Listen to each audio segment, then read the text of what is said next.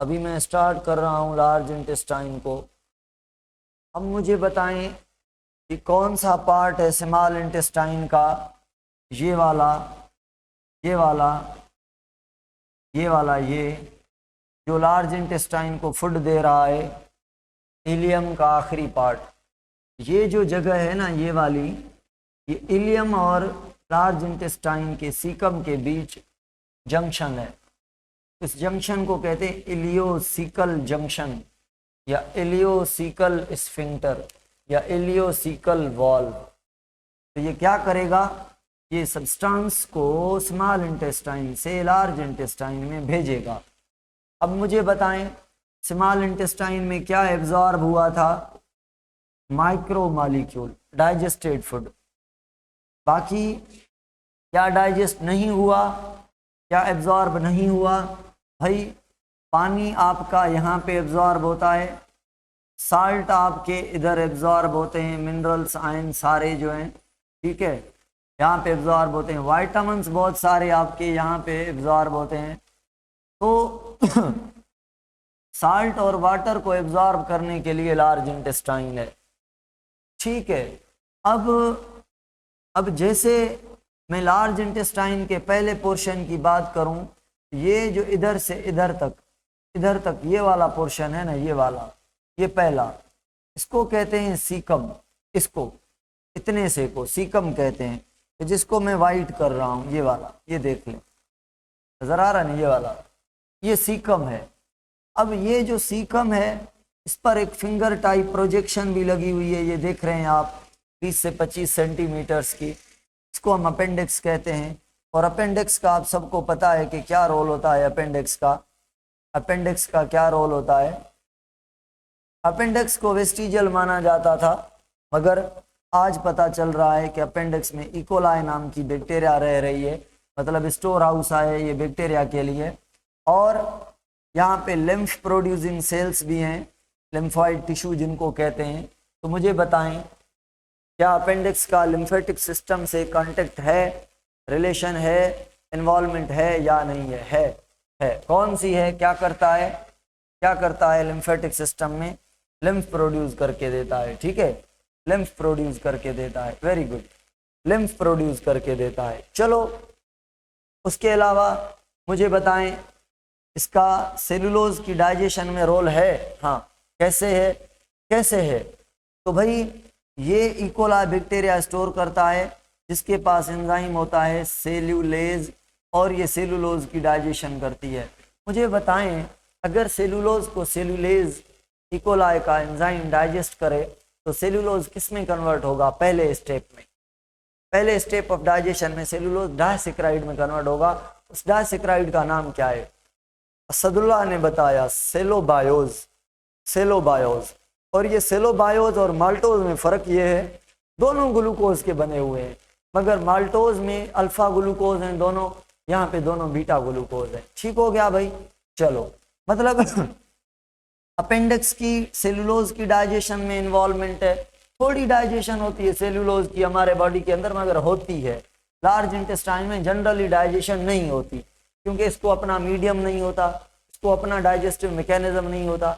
Generally मानते हैं large intestine में डाइजेशन नहीं है, ये पराया मीडियम है, पराई बैक्टीरिया है, हमारी नहीं है। इसीलिए हम इन जनरल कहते हैं ये साइट ऑफ डाइजेशन नहीं है।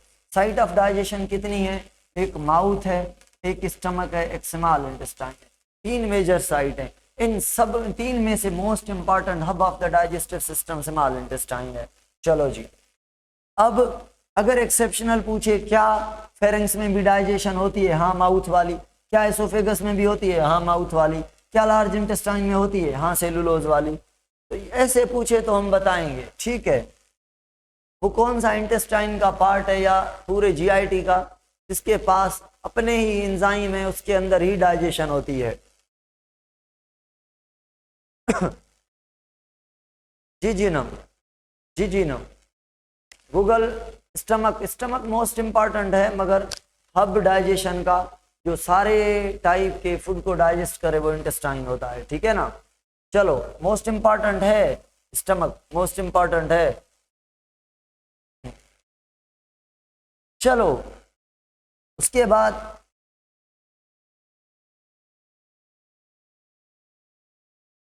but book line is not no mechanical as well as chemical esophagus. Book में ऐसा लिखा हुआ है, इसकी अपनी डाइजेशन नहीं है ना, अपनी डाइजेशन नहीं है।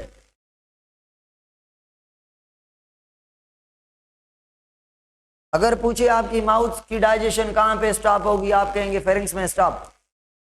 क्या कहेंगे आप, क्या कहेंगे आप बताएं? आप यही कहेंगे स्टमक में जाके स्टॉप होती है। Main organ of digestion stomach है, ठीक है। इम्पोर्ट डाइजेस्टिव सिस्टम का मेन ऑर्गन है। ज्यादा डाइजेशन, हब ऑफ डाइजेशन जहाँ पे ज्यादा डाइजेशन होती है वो स्मॉल इंटेस्टाइन है।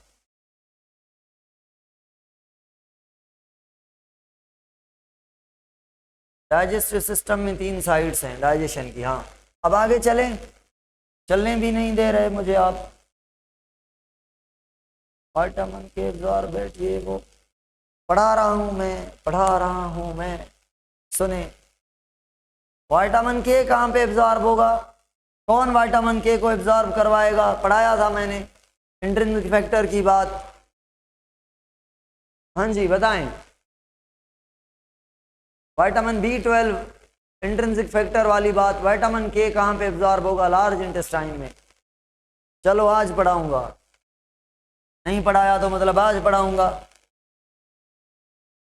सुने, ये लिखा है मैंने। अब कौन से विटामिन बनते हैं वो बनाएंगे, अभी स्टार्ट लिया है। इंट्रो में ही आपने मुझे रोक दिया है, रिदम ही चलने ही नहीं दे रहे। बाकी तो चीजें आपने सीख ली, मगर इसकी जो कोहेरेंस और कनेक्टिविटी वो नहीं रहने दी आपने इस टॉपिक की। सुने, मैं कह रहा था क्लास से पहले कि कल मैं आपके डाउट लूंगा, कल मैं आपके डाउट लूंगा, डाउट करवाऊंगा। तो जो आपको डाउट है रात मुझे व्हाट्सएप पे मैसेज कर दें, कल मैं करवा लूंगा। इतनी जल्दी है तो ठीक है, अभी पढ़ाने दें, चैप्टर तो कंप्लीट करने दें। ठीक हो गया? 1-2 सवाल रिलेटेड टू द टॉपिक करें। एट द एंड बाकी जगहों से क्वेश्चन किया करें, एंड द स्टार्ट बाकी जगहों से क्वेश्चन स्टार्ट किया करें।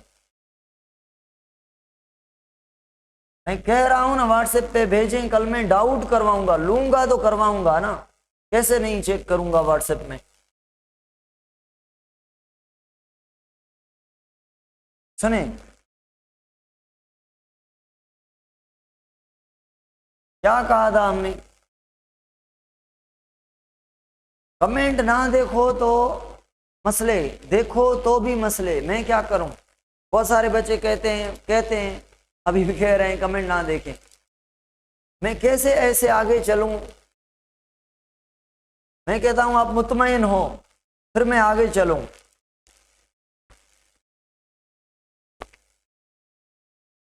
जलील शेख, रिप्लाई ना, मैं कह रहा हूं नहीं देता रिप्लाई में, ठीक है। हजारों मैसेजेस होते हैं, अगर 10,000 मैसेज आ जाएं आपको, क्या करेंगे आप? किस किस को रिप्लाई करेंगे आप बताएं मुझे। आपको अगर 1,000 मैसेज आ जाए, किस किस को रिप्लाई करेंगे आप? हाँ, 8 बजे पहुंच रहा हूँ घर, उसके बाद खाना खाते, फ्रेश होना है, ये वो, घर वालों से थोड़ी बातचीत, 10-11 हो जाते हैं। तो अभी मैं कह रहा हूं रात है ही डाउट लेने की, आप कह रहे हैं नहीं देखेंगे आप। मैं कह रहा हूं मुझे डाउट लेने, आप कहेंगे नहीं देखेंगे आप।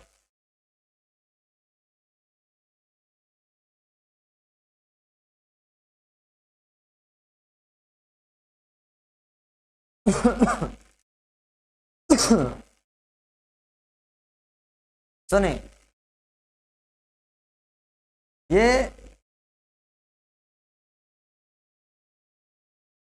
ये पार्ट है, क्या कहा था हमने? Caecum. First part of the intestine is caecum.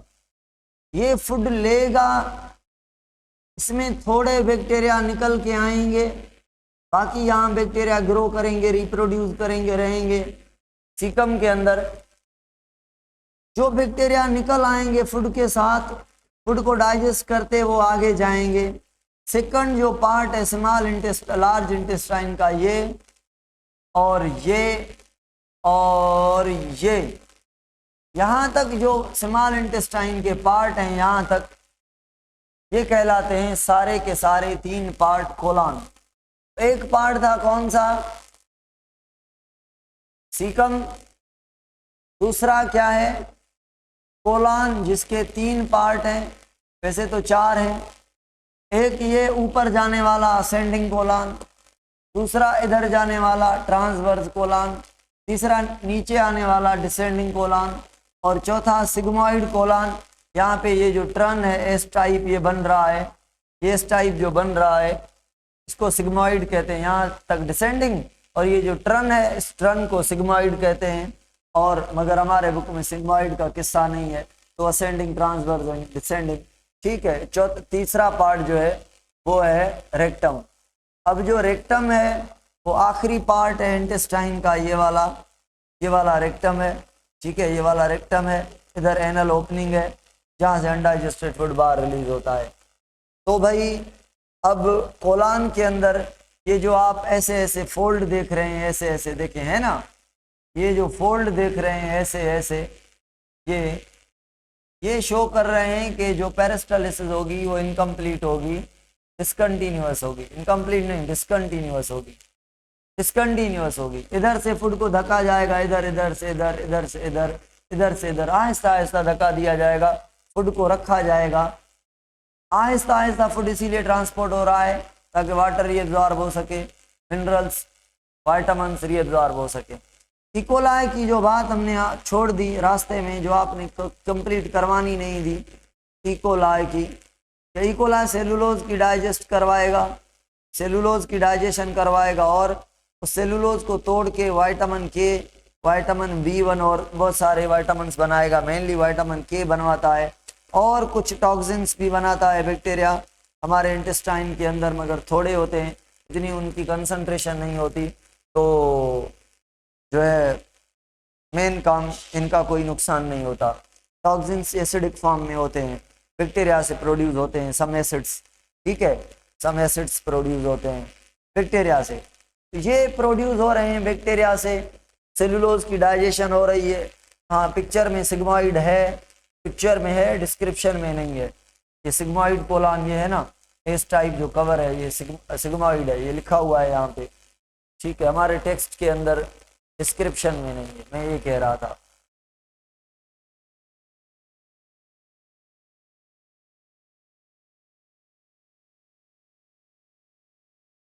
Human में सेलुलोज प्रेजेंट है या सेलुलेज?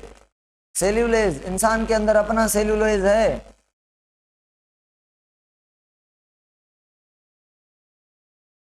अब अगर मैं बात करूं एनल ओपनिंग की, तो जो एनल ओपनिंग है ये अगर रेक्टम है, और अब मुझे पढ़ाने नहीं दे रहे थे, मुझे बहुत सारी चीज़ें कहनी थी, पोजीशंस बतानी थी कि भाई लार्ज इंटेस्टाइन राइट से स्टार्ट होता है, राइट एब्डोमेन लोअर साइड से सीकम, और ये ऊपर जाता है राइट से किडनी की तरफ ऐसे, फिर इधर से टर्न मार के इधर आता है, आगे आता है स्टमक के सामने, ये थोड़ा नीचे हो जाता है, ये देख लें, इधर देख लें थोड़ा नीचे हो रहा है, इधर स्टमक है, नीचे होके फिर ऊपर जाता है पीछे तक, फिर ये नीचे आता है, ये डिसेंडिंग कोलन, और ये सेंटर की ओर आता है सिग्मोइड कोलन, और यहाँ से नीचे जो है वो रेक्टम होती है। अब जो रेक्टम है उसको 2 स्फिंक्टर्स लगे हुए हैं। ज़्यादातर फूड कहाँ पे स्टोर होगा? फूड कहाँ पे स्टोर होगा? रेक्टम में।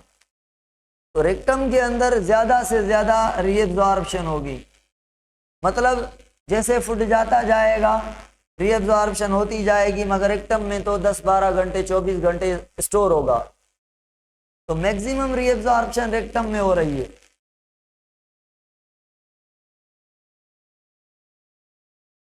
जो फूड वेस्ट है वो स्टोर होगा। 24 घंटे में एक टाइम फूड इजेस्ट होता है, बॉडी से बाहर इजेशन होती है, फेसेस, डंग, ठीक है, स्टोर होता है रेक्टम के अंदर। भाई यहाँ पे पेरिस्टालिसिस कौन सी थी? डिसकंटिन्यूअस और स्लो थी, यहाँ पे स्टॉप है।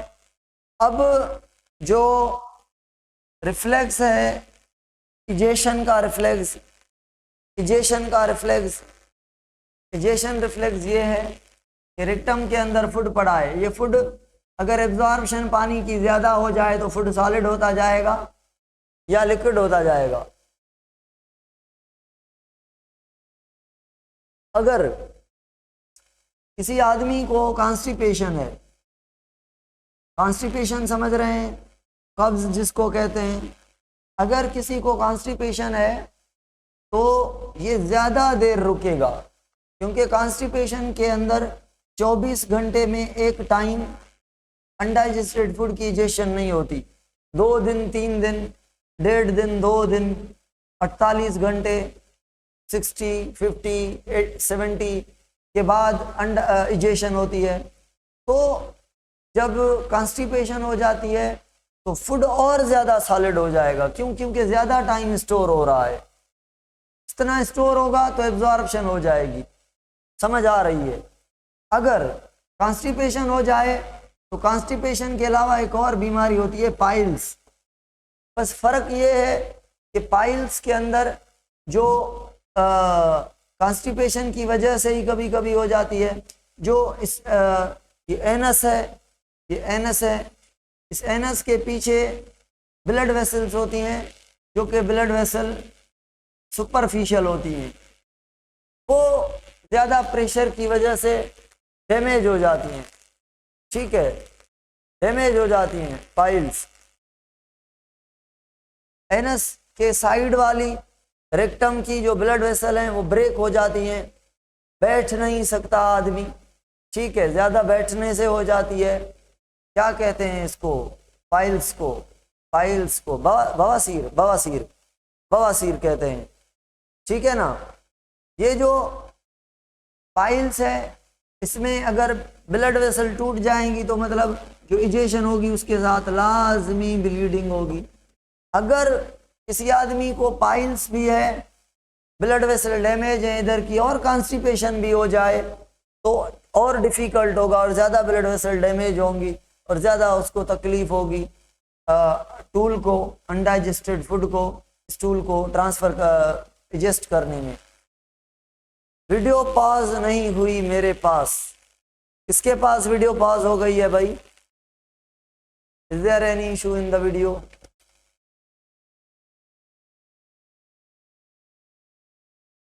Right, no. चलो, तो कॉन्स्टिपेशन जो है इसको ख़त्म करने के लिए गरम दूध करके वो पिया जाए, गरम पानी पिया जाए, या मेडिसन जो डॉक्टर दे वो, मैं तो नॉर्मली बता रहा हूँ, गरम दूध से जो कॉन्स्टिपेशन है वो ख़त्म हो जाती है। दूध को गरम करके, नीम गरम करके पी ले, कॉन्स्टिपेशन जो है वो ख़त्म हो जाएगी इंशाल्लाह। जिसको हेपेटाइटिस होती है उसको कॉन्स्टिपेशन, इसको किडनी लिवर का, स्टमक का प्रॉब्लम होता है, उसको कॉन्स्टिपेशन हो जाती है।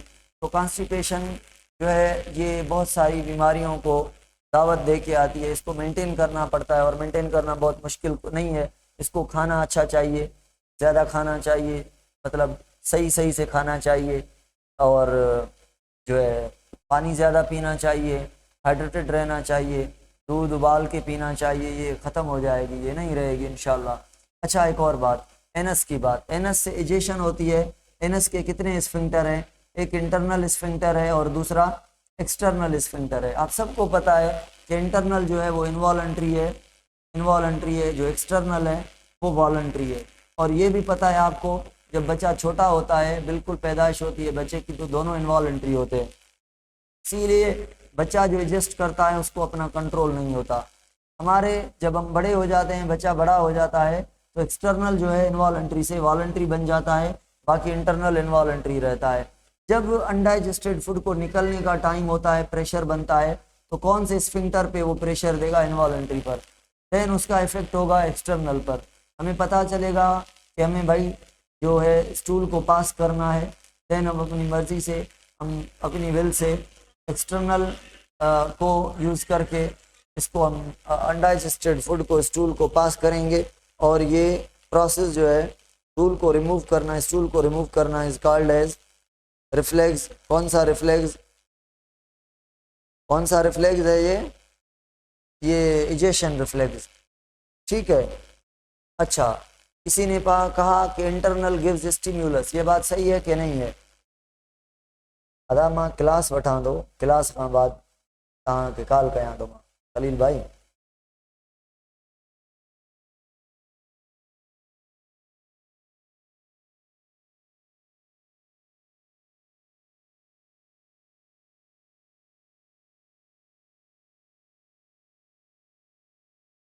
चलो भाई चलो, फाइल्स हमारे सिलेबस में नहीं है, छोड़ दें फाइल्स को। ये भाई अनडाइजेस्टेड फूड रिमूव हो गया हमारी बॉडी से। अब मैंने डिसऑर्डर पढ़ाए हैं, डिसऑर्डर पढ़ाए हैं मैंने, ठीक है। मैंने पढ़ाया है अल्सर, अल्सर पढ़ाई है मैंने, आपको याद है अल्सर, स्किन का उतर जाना मुंह से, ड्यूडिनम से, स्टमक से, एसिडिटी की वजह से, है ना, एसिडिटी की वजह से। तो और अल्सर के ये बीमारी है डिस्पेप्सिया। डिस्पेप्सिया का मतलब है incomplete digestion. Incomplete digestion, role of accessory gland को छोड़ दें, छोड़ दें। मैं पढ़ाऊंगा कल, देखना, मैंने पढ़ा लिए हैं। मैंने लिवर का आपको डिटॉक्सिफिकेशन पढ़ाया है, लिवर की मैंने अमोनिफिकेशन पढ़ाई है, डीअमीनेशन पढ़ाई है, यूरिफिकेशन पढ़ाया है, क्लॉटिंग फैक्टर बनाए थे लिवर ने, वो पढ़ाए थे, प्लाज्मा प्रोटीन बनाई थी, वो पढ़ाया थे, ग्लूकोनियोजेनेसिस करता है वो पढ़ाया था, ग्लाइकोजेनेसिस करता है वो पढ़ाया था, ग्लाइकोजिनोलाइसिस, सारे जो रह गए वो हम देख लेंगे। मैं अपनी सीक्वेंस से चलता हूँ, जुदा, हाँ, मैं जैसे सिस्टम चलता है मैं वैसे पढ़ाता हूँ। जैसे आपके बुक में लिखा हुआ है वैसे नहीं पढ़ाता मैं। आपके बुक में लिवर और पेंक्रियास जुदा टॉपिक्स है ना, मैं जहाँ पे इनका रोल है मैंने वहाँ पे आपको उनकी इंपॉर्टेंट बातें बता दी हैं, जो रहती हैं वो मैं पढ़ा दूंगा, डोंट वरी। सुने भाई, डिस्पेप्सिया अनडाइजेशन होती है। मुझे बताएं, अगर आप स्ट्रेस में हो तो खाना सही से डाइजेस्ट होगा? अगर आप एंजाइटी में हो तो खाना सही से डाइजेस्ट होगा? बताएं क्यों नहीं होगा? क्योंकि उस टाइम आपका सिंपैथेटिक सिस्टम चल रहा होता है और स्टमक को, एलिमेंट्री कैनाल को कौन सा सिस्टम मैसेज देता है? बताएं, पैरासिम्पैथेटिक। कौन सी नर्व से? वेगस नर्व से। जिनको नर्वस सिस्टम पढ़ा हुआ है उनको वेगस नर्व का पता होगा कि ये दिमाग से निकलती है, मेडुला ओब्लांगेटा से सारे पेट और चेस्ट के ऑर्गन को मैसेज देती है, ऐसा करो, वैसा करो, वैसा करो, नॉर्मल कंडीशन केस में, ठीक है। तो this is not a disease itself but symptomatic of other disorder. भाई एब्डोमिनल डिस्कम्फर्ट होगा, जब डाइजेशन नहीं होगी तो एब्डोमेन में डिस्कम्फर्ट होगा, पेन होगा, जलन होगी। जलन यहाँ पे होगी स्टमक में, मादे में, मगर हम उसको कहेंगे हर्ट बर्न। हर्ट बर्न क्यों कहेंगे? जब डाइजेशन नहीं हुई खाने की, मुझे बताएं, वो खाना स्टमक के अंदर फुल जगह बना ली उसने, गैसेस बना लिए, तो पेट फुल हो जाएगा, जगह नहीं बचेगी, ऐसे नहीं कर सकेंगे, ऐसे नहीं कर सकेंगे, ठीक है ना। तो हाँ, तो पेट फुल हो जाएगा, पेट में गैस भर जाएगी, डिस्कम्फर्ट हो जाएगी, इसको कह रहा है, ठीक है। और हार्ट बर्न होगी, नौजिया होगी, वोमिटिंग होगी, ठीक है, बुखार वगैरह ये वो आ सकता है, ये सिम्टम है। इसकी वजह से अनडाइजेशन होगी। अनडाइजेशन क्यों होगी ये मैंने रीजंस बताए, स्ट्रेस है, एंजाइटी है, अल्सर है, ठीक है, या कंटामिनेटेड फूड है, डाइजेशन नहीं होगी, इसको अनडाइजेशन को हम कहते हैं डिस्पेप्सिया। हार्ट बर्न क्यों कहा हमने? डिस्पेप्सिया एसिडिटी इन स्टमक की वजह से होती है, फॉल्टी फंक्शन ऑफ स्टमक की वजह से होती है, इंटेस्टाइन सही है, insufficient quality and quantity of bile secretion से होती है। बाइल सही ना बने तो भी डाइजेशन सही नहीं होगी। अगर बाइल सही ना बने तो कहाँ पे डाइजेशन नहीं होगी? स्टमक में सही नहीं होगी या स्मॉल इंटेस्टाइन में सही नहीं होगी? कॉमन सेंस है, ठीक है। Insufficient quality of bile secretion, faulty function of stomach and intestine. Stomach अगर गैस्ट्रिक जूस सही ना बनाए तो फूड पॉइजनिंग क्या है भाई? फूड पॉइजनिंग क्या है? फूड पॉइजनिंग बताएं, फूड पॉइजनिंग क्या है?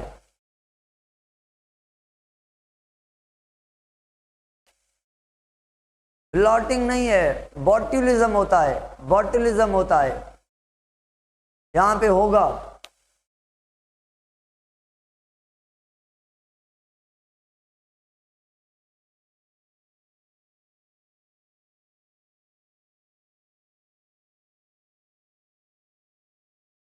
अगर आप फूड ऐसा खाएं, बर्गर कल का रखा हुआ, सालन कल का रखा हुआ, रोटी कल की रखी हुई, उसको फंगस लग गई है, बैक्टीरिया लग गई है, जर्म्स लग गए हैं, वो आपने खा लिया, तो मुझे बताएं, मुझे बताएं आपने खाना खाया या खाने के साथ पैथोजन भी खाए?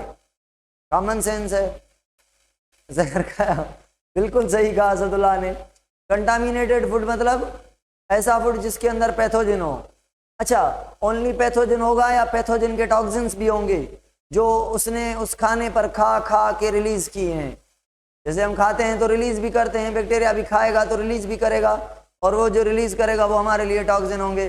तो खाना है, पैथोजन है और टॉक्सिन है, ऐसे खाने को कंटामिनेटेड फूड। ज्यादा पका हुआ खाना कंटामिनेटेड होता है या जो हम नहीं पकाते ऐसा खाते वो कंटामिनेटेड होता है?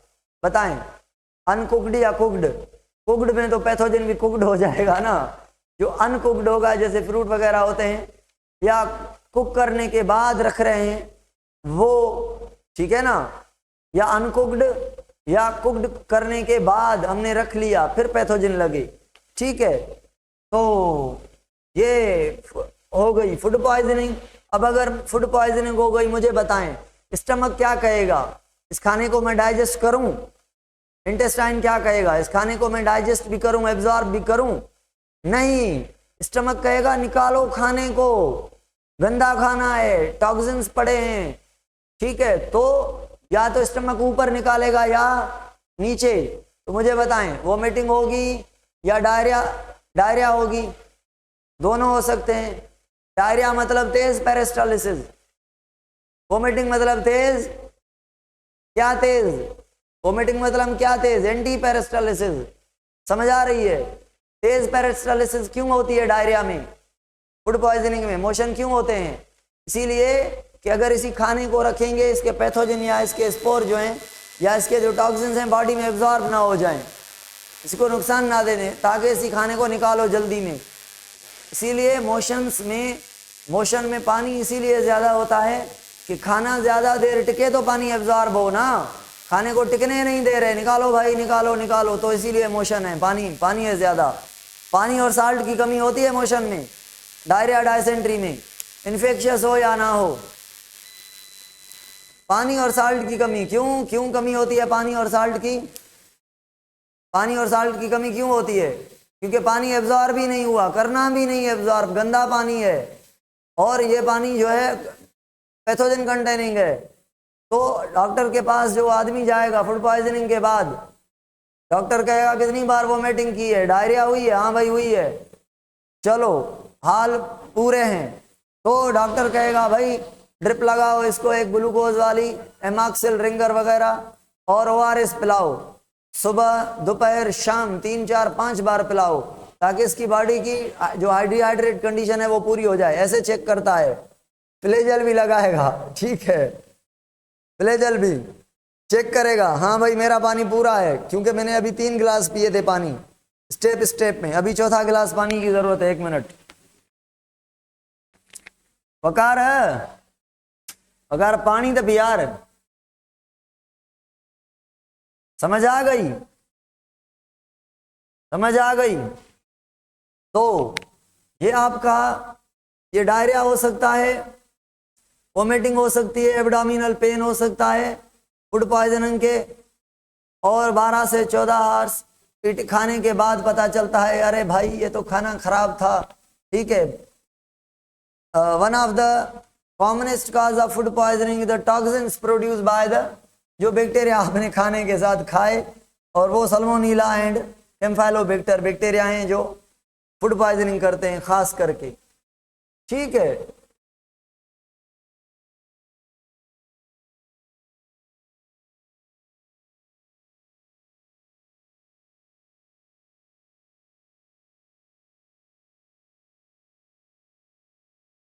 कौन से बैक्टीरिया याद किए नाम, पीडीएफ भेज रहा हूं। कैम्फाइलोबैक्टर एंड सल्मोनेला याद करने, सल्मोनेला एंड कैम्फाइलोबैक्टर, ये बैक्टीरिया रहते हैं इंटेस्टाइन ऑफ केटल्स, चिकन और डक के, विदाउट काजिंग उनको सिम्टम कोई।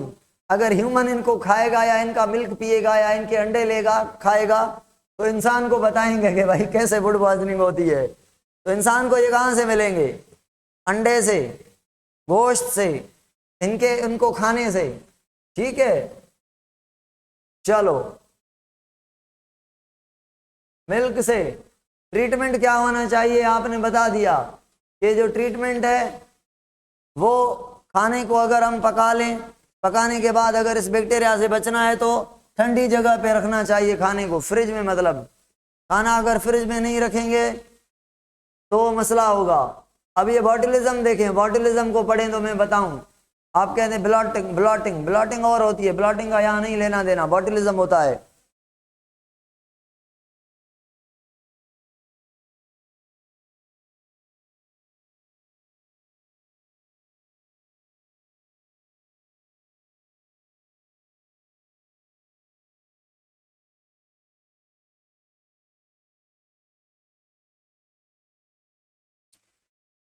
हाँ बुक में नहीं है मुझे पता है, बॉटुलिज्म है भाई।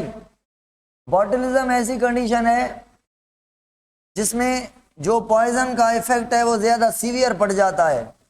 सीवियर इफेक्ट ऑफ पॉइजन, ये a severe form of food poisoning is called as botulism. ये क्लस्ट्रीडियम नाम की बैक्टीरिया है, क्लस्ट्रीडियम बॉटुलिज्म नाम है बैक्टीरिया का, जो सीवियर फूड पॉइजनिंग करती है, इसको बॉटुलिज्म कहते हैं। ठीक है, nausea, vomiting, diarrhoea, abdominal pain, सारे सिम्टम सेम होंगे, फटीग वगैरह ये वो सारी होगी। चलो ओबेसिटी क्या है, ओबेसिटी बताएं।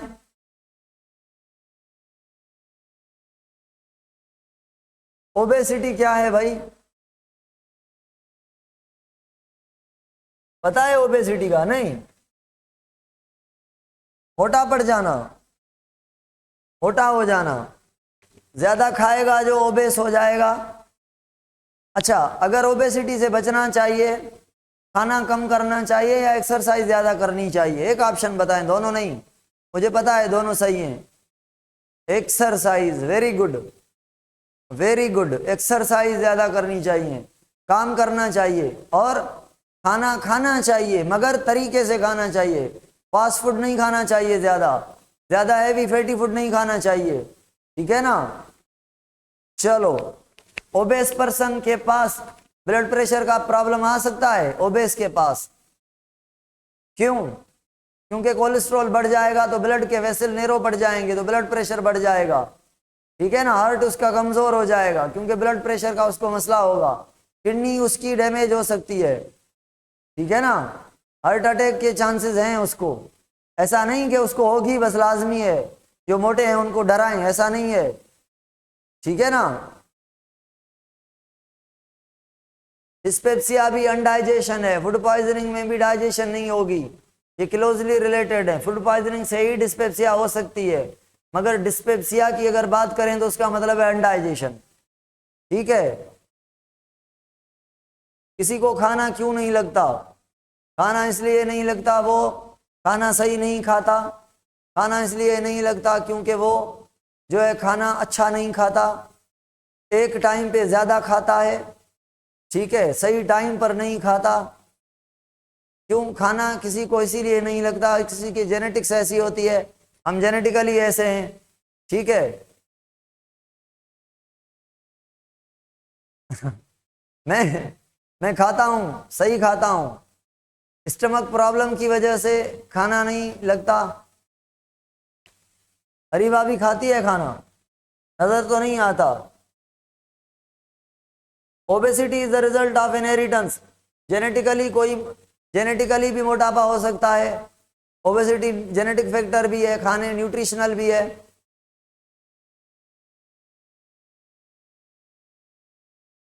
असदुल्ला जी भी गलती ना है, असदुल्ला जनवट भी जेनेटिकल आ।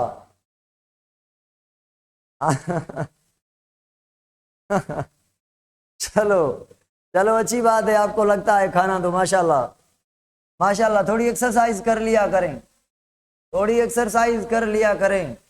हाँ भाई, तो ये क्या पढ़ रहे थे हम? एक टॉपिक है जिसका नाम है एनोरेक्सिया नर्वोसा। ये मुझे सुने, बस बुक से पढ़ना, यहाँ पे क्लियर नहीं लिखा हुआ। एनोरेक्सिया नर्वोसा ऐसी बीमारी है जो 10 से 12 साल की लड़की में होती है, लड़की फीमेल में होती है, मेल में नहीं होती। आगे पढ़ाऊंगा बिल्यूमा नर्वोसा, वो भी फीमेल में होती है, मेल में नहीं होती। ये 10 की 12 साल की एज है, इसके बाद मेच्योरिटी आएगी, यानी प्यूबर्टी आएगी। तकरीबन प्यूबर्टी आती है, मेच्योरिटी आती है 13 साल की एज में फीमेल के अंदर, मेल के अंदर 14-15। तो एट दिस एज फीमेल क्या करती है, इतनी इंपॉर्टेंट एज में अपनी डाइट पे कंट्रोल रखती है। वेट को कंट्रोल करने के लिए कम खाती है, कम खाती है और बहुत कम खाती है।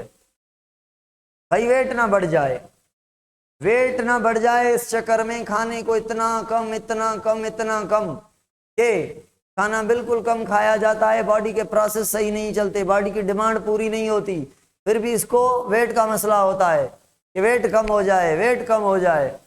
इन दिनों में ऐसा नहीं करना चाहिए, ये सोच का मसला है, साइकोलॉजिकल डिसऑर्डर है, न्यूरोलॉजिकल डिसऑर्डर है। तो अब क्या करना चाहिए, क्या होगा इस बच्ची के साथ? इस बच्ची के साथ ये होगा कि ये प्यूबर्टी सही से नहीं हो पाएगी इसकी, या तो प्यूबर्टी डिले होगी, या तो प्यूबर्टी 13 साल के बजाय 15 साल में मेच्योर होगी, या तो प्यूबर्टी रुक जाएगी, यानी ये फीमेल स्टीराइल भी हो सकती है, स्टीराइल भी हो सकती है, स्टीरिलिटी भी हो सकती है। ठीक है ना? तो ये मसले हैं। अब इसको कैसे कवर किया जाए? डॉक्टर के पास जाएंगे जो दिमाग को सेट करे। मतलब कौन से डॉक्टर के पास जाएंगे? न्यूरोलॉजिस्ट, साइकाट्रिस्ट के पास जाएंगे, और वो क्या करेगा, वो इसको न्यूरोथेरेपी देगा, मतलब बातें करेगा कि भाई बुढ़ी जैसी लग रही हो और इतनी पतली हो गई हो, ये आपको ऐसा नहीं करना चाहिए, ऐसे ऐसे नुकसानात है, वेट बढ़े तो बढ़ाने दो, ज़्यादा खाओ, ये करो वो करो, ऐसे वो उसको ट्रीट करेगा। बस यही ज़रूरत है। जब खाना ये वो सोच बदलेगी तो आसानी से वो सारी चीज़ें जो हैं वो सेट हो जाएंगी, कवर हो जाएंगी। नहीं, गायनोकोलॉजिस्ट के जाने की ज़रूरत नहीं है। ठीक है, ये रिकवरी स्टेरिलिटी कंफर्म नहीं होती, मोस्टली डिले होती है, तो ये हो जाती है। अगर इसको नहीं देखेंगे, नहीं डॉक्टर के पास जाएंगे, तो leading to the sterility.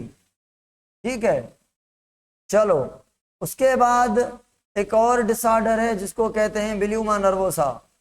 बिल्यूमा nervosa ये लिखा पड़ा है। बिल्यूमा नर्वोसा क्या है? ये उसके अगेंस्ट है। ये भी न्यूरो डिसऑर्डर है, ओल्डर गर्ल्स में होता है, मेच्योरिटी के बाद, characterize by the bout of over eating. ये मैंने फेडरल का बुक है, उसकी मैंने पिक्चर ली है। ठीक है ना? मैंने ये डाउट के लिए ली थी कि यहाँ पे कुछ ऐसी चीज़ें हैं जो मैं आपको पढ़ाऊँगा। ठीक है, मगर मुझे पता नहीं था कि मैं इतना पीछे हूँ आपकी क्लास में। बाकी क्लासेस में मेरा कोर्स जो है वो थोड़ा थोड़ा आगे है, शायद बॉयज़ में स्पेशली आगे है। तो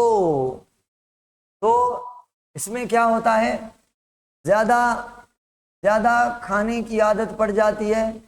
ज़्यादा खाना, वो भी क्रीम्स वगैरह, फ्राइड फास्ट फूड, ऐसे चिप्स वगैरह, ये ऐसा खाना ज़्यादा ओवर ईटिंग, और डाइजेस्ट भी हो जाता है, बॉडी के पास जाता भी है। जैसे कहा हमें लग जाता है, तो लग भी जाता है इनको खाना।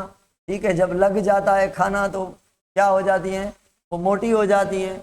इतनी मोटी हो जाती हैं, अगर ये एक्सरसाइज कंटिन्यू करेंगी तो उनके साथ मसला होगा। कौन सा मसला होगा? Self induce vomiting, fasting. ठीक है, self induce vomiting, too much eating is usually followed by, अगर टू मच ईटिंग करें तो उनको क्या करना पड़ेगा, सेल्फ वोमिटिंग। सेल्फ वोमिटिंग समझ रहे हैं, सेल्फ इंड्यूस वोमिटिंग, जानबूझ के वोमिटिंग करना। कैसे करते हैं, कभी किया था छोटे जब बच्चे थे स्कूल जाने से, भाई सेल्फ इंड्यूस, उंगली से ऐसे उंगली लगा के ठीक है, घर वालों को दिखाना कि भाई पेट में दर्द है, उल्टी आ रही है, स्कूल हम नहीं जाएंगे आज, ठीक है ना। तो ऐसे करके फूड को निकाला जाए तो थोड़ी वोमिटिंग आ जाए तो पेट हल्का होगा, या फिर और ये खा लिया तो खा लिया, बाकी नहीं खाएं, फास्टिंग, ठीक है। ऐसे तो फ्रीक्वेंट वोमिटिंग एंड वर्किंग में cause physical effect including serum electrolytes imbalance, ये वो सारी जाहिर बात है ये होंगे। इसको ट्रीटमेंट क्या करना चाहिए इसका,